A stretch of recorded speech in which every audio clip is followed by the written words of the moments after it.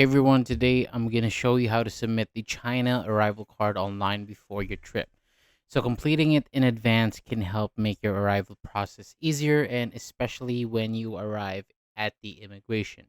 So first, open up the official China arrival card website, and on the homepage you will see two options here.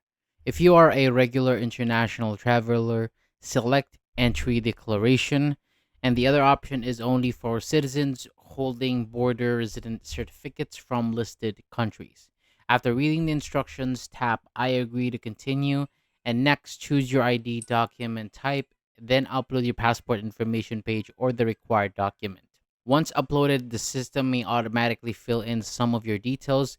To check everything carefully, then tap next. So continue by entering your basic and personal details, including your birth information, phone number, and email address. Then choose your mode of entry, arrival vehicle number, entry city, and port.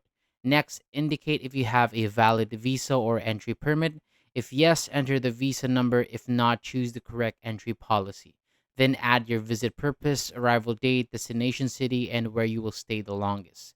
So for your China address, select the district and enter the full address. Add invitation and departure details if they apply. And if you are traveling with others, you can add them before submitting.